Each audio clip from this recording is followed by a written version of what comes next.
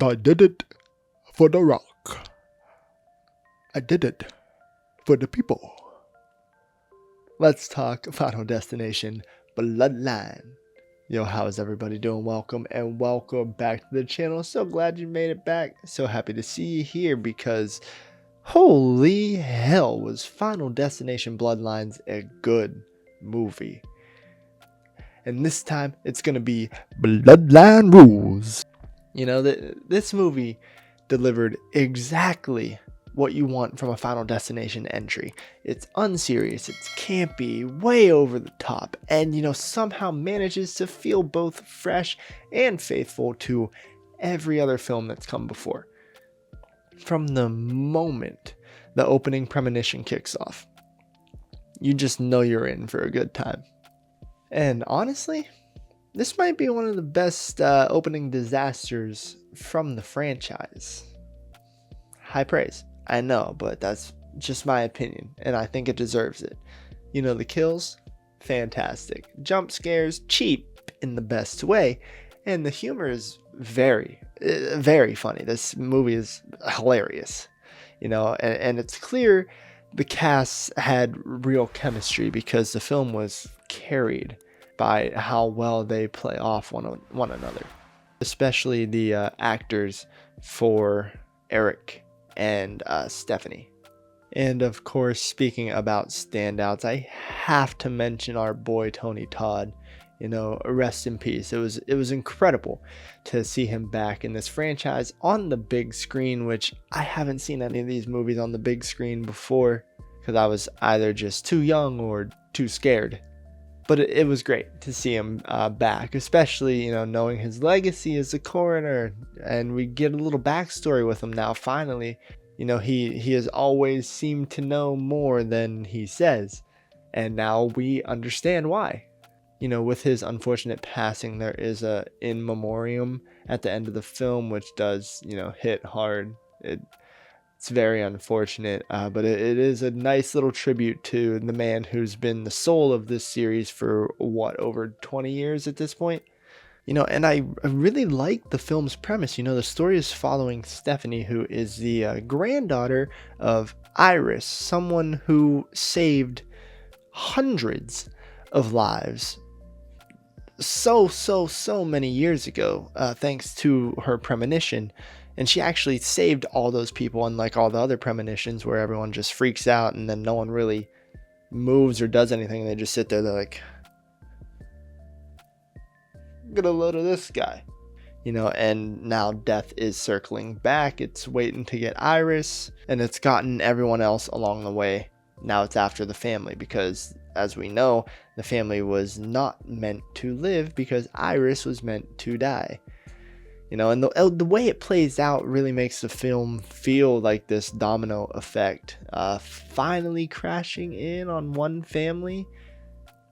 And I like that we're seeing not just like a group of people that didn't really know each other and now they're friends, but not really friends. They're just trying to save each other. But we actually get like a family. We got a family dynamic. And like I said, the cast does so well with that dynamic.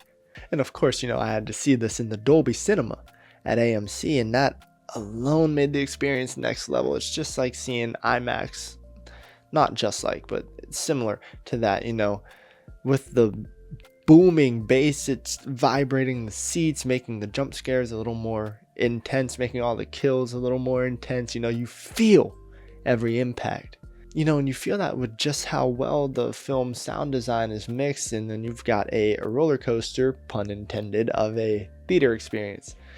And I was sat there completely engaged the whole film. And I gotta say it again, it's just such a fun movie. I seriously don't know how many times I can say that. Final Destination Bloodlines nails on the head what this franchise does best.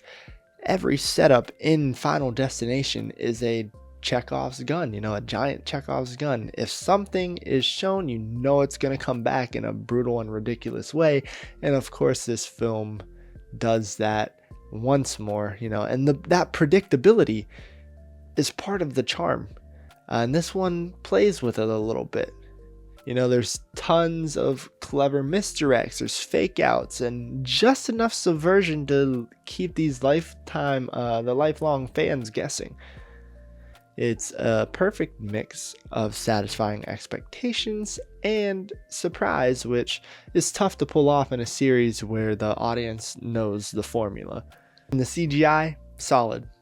Great. You know, it doesn't look too realistic, kind of looks a little I wouldn't say goofy, but I'd say goofy is the best word for it. But that's the point, you know, that's the whole point. Final Destination has never been about this grounded realism. It's about creative, grotesque, over the top deaths, some crazy ass gore, and these deaths just make you wince and laugh at the same time, just with how out of nowhere they are. Bloodlines completely honors that legacy.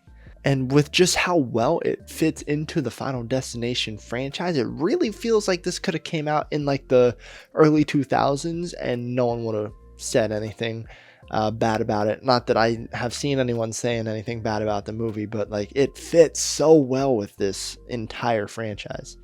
I also think it's worth noting that this isn't a movie that needed to exist, but it's like Saw X in that way, you know? Did we ask for another entry? Not exactly, but we got one and they did not disappoint. It fits seamlessly into the franchise, and honestly, I'd say it's one of my favorites. I sit here and I don't really have any gripes about this movie. I would say my biggest gripe would be that I didn't think there were any references to Flight 180, which is interesting because that's been a constant thread throughout every other movie in the series. You know, that flight's basically where the franchise was born, and that number 180 shows up somewhere in every film.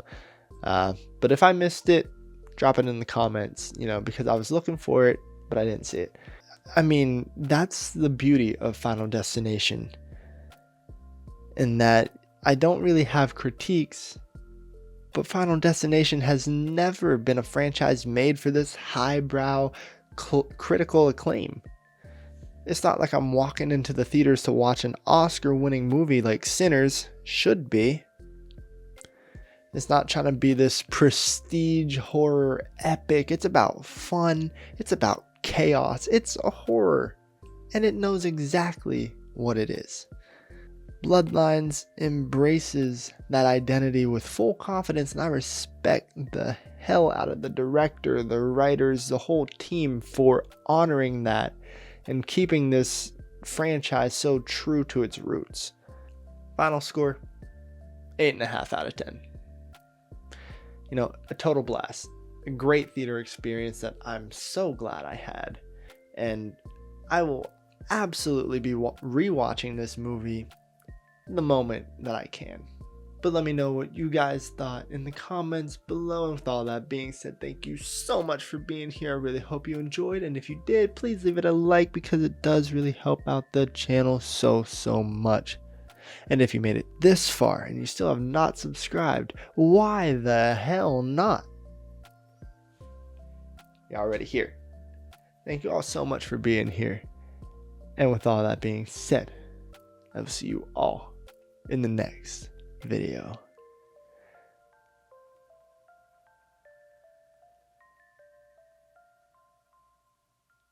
Just had a premonition. I gotta get the hell out of here. Peace.